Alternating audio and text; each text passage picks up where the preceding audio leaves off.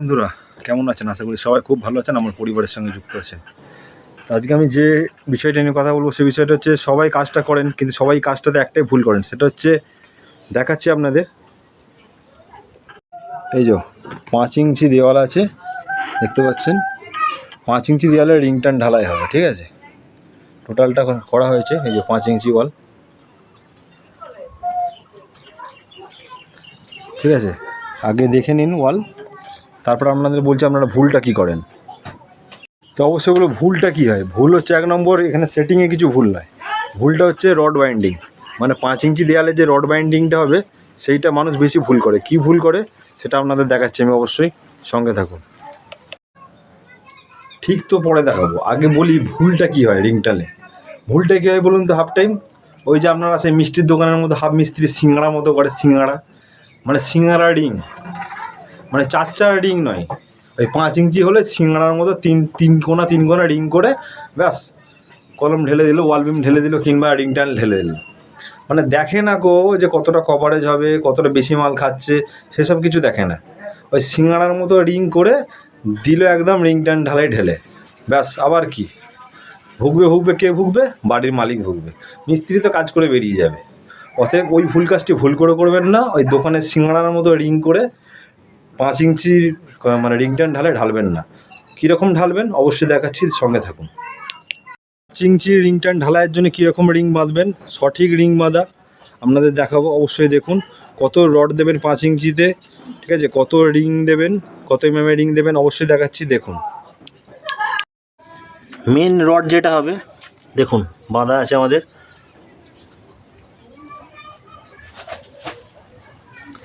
Main rod আছে 10-এর rod, ঠিক আছে। 8mm নয়, কিন্তু 8mm রডের অবস্থা এখন খুবই শোচনীয় অবস্থা হয়ে গেছে 8mm রডের। ওই জন্য সবসময় ইউজ করবেন 10mm রড। আর ওই যে বলছিলাম না, সিঙ্গাড়ার মতো 3 কোনা রিং ভুল করে করবেন না। তাতে কী হবে বলুন তো? রডের মানে কভারেজটা সমান হবে না। এই যে 3x3-এর, এটা আছে 5.5 কিংবা 6-এর রিং দিয়ে তৈরি করবেন, ঠিক আছে। ওই 3 ইঞ্চি বা মানে সিঙ্গাড়ার মতো রিং হারগিজ ইউজ করবেন না, ওদের ক্ষতি ছাড়া ভালো হবে না কোনো দিন। আর 8mm রডটা ইউজ করবেন না, চেষ্টা করবেন সবসময় 10mm রড ইউজ করার। আর রিং এই যে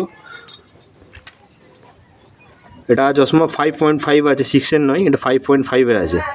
সবসময় চেষ্টা করুন 3টে রড নয় 4টে রড দিলে আপনার কী বলুন তো, রিং টানের কভারেজটা ভালো থাকবে, সমানভাবে লোড নেবে। ওই যে 3টে রড থাকলে কী হবে, উপরে এক ধরনের লোড নেবে আর নিচে এক ধরনের লোড নেবে। ওই জন্য সবসময় চেষ্টা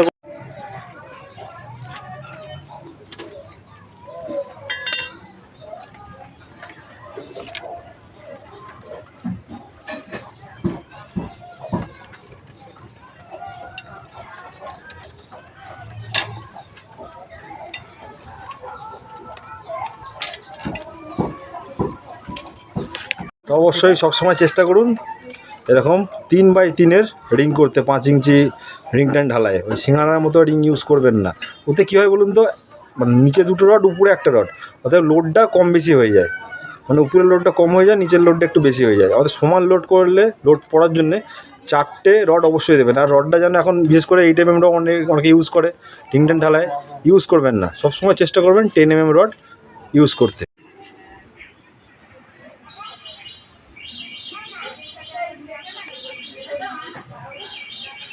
তাহলে বুঝতে পেরেছেন কেন বলি আমি যে 3 ইঞ্চি মানে তিকোনা মানে সিঙ্গারা রিং দিতে বারণ করি। কারণ দেখুন 4 চৌকো রড দেওয়া আছে, কভারেজ কিন্তু সমান, 1 থেকে 1 ইঞ্চি করে পুরো কভারেজ আছে, ঠিক আছে। কিন্তু তিকোনা রিং দিলে কি হয়, নিচেটা কভারেজ কম, উপরটা কভারেজ বেশি, মানে শুধু মশলাই বেশি থেকে যায়। ওই জন্য 4টে করে রড দিলে আর 3x3-এর রিং হলে কি হয়, মানে কভারেজটা সমান থাকে। এবং টেকসইটা দেখেছেন পুরো এমনি কলম যেমন বাঁধ হয় তেমন পুরো একদম। তাই জন্য বলি সবসময় এরকম 3x3-এ 4 চৌকো রিং ইউজ করবেন, সিঙ্গারা রিং ইউজ করবেন না।